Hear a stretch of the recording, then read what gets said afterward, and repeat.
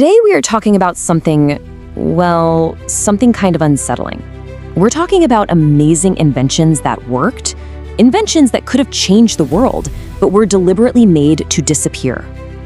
And not because they were failures. No, it's because they were so good, they were actually seen as a threat.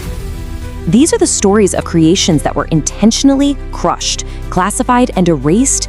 So let me start with a puzzle. In a fire station out in Livermore, California, there's this one light bulb, and it's been burning nonstop since 1901.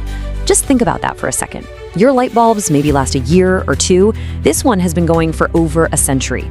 How is that even possible? Well, the real question isn't how it works, but why someone made sure we'd never see another one like it. This one little light bulb is Exhibit A in a much bigger, much stranger story. All right, so let's dive right in. We're gonna look at two incredible stories, two inventions that should be everywhere today, but they're just not. And spoiler alert, it's not because they didn't work. Oh no, it's because they worked too well. Okay, so picture this.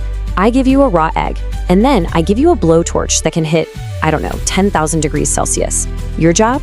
Keep the egg from cooking. Sounds like a magic trick, right? Well, it's not. Some guy, a hairdresser of all people, from England named Maurice Ward, he actually figured this out in his kitchen. He called it Starlight.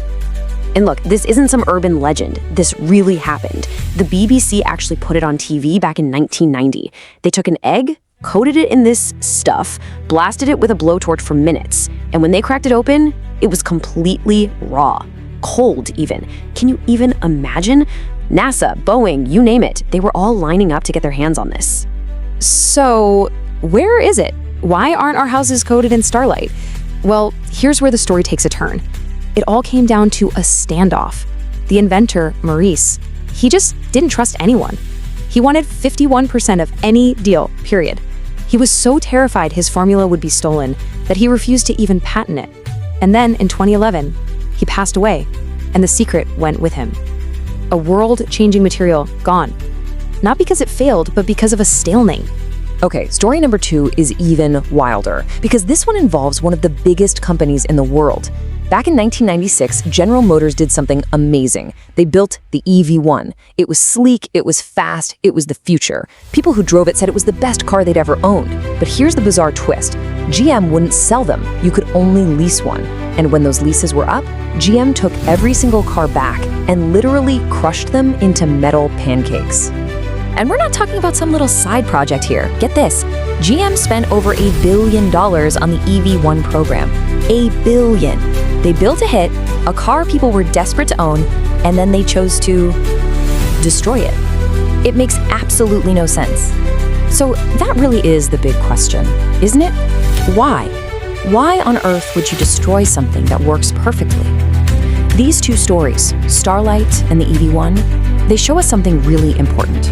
Sometimes an invention doesn't disappear because it's a failure. It disappears because it's a roaring success. Okay, so now we're gonna peel back the curtain, because this isn't just about a couple of strange one-off stories. There's a whole system, a whole philosophy behind this thinking. We're about to see the exact moment when making things break went from being a bug to being the main feature. Let me introduce you to a group called the Phoebus Cartel. Sounds like something out of a spy movie, right? Well, back in 1924, all the big shots from companies like General Electric, Philips, the guys who made all the light bulbs, they had a secret meeting. And at the time, light bulbs were getting really good. They could last for thousands of hours. So what was the cartel's secret goal? To stop that. To literally make their own products worse.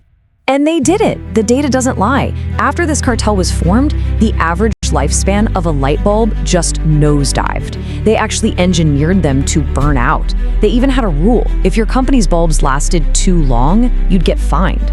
This wasn't a mistake. It was a conspiracy to sell more light bulbs by making them break on purpose. Now, what these guys did wasn't just about light bulbs. They pioneered a whole business strategy, one that pretty much runs our world now. It's called planned obsolescence, and it's the simple, brilliant, and kind of evil idea of designing things to fail. It's the reason you're constantly replacing stuff that feels like it should last for years. So, okay, corporations getting greedy, we can kind of wrap our heads around that. But what happens when it's not a company doing this, but the government itself? What happens when a new invention is seen as a threat to national security?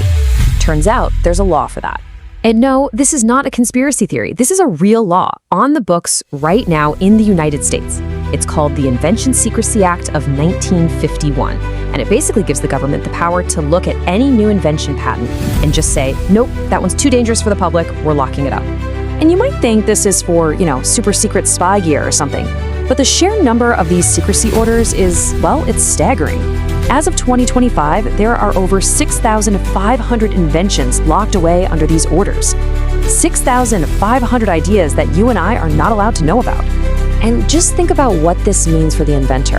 Imagine you create something amazing, something that could change everything, and the government just takes it. You're not allowed to work on it anymore. You can't sell it. You can't even tell your family what you did. You have to pretend it doesn't exist, or you can end up in prison. It's a system that doesn't just bury an invention, it buries the inventor too. Okay, let's tie all of this together now. We've talked about lone inventors, secret corporate deals, and even government laws. But this isn't just some history lesson. This idea, this 100-year-old concept of making things break, well, it's probably in the palm of your hand right now. And the crazy thing is, for a while there, they weren't even hiding it.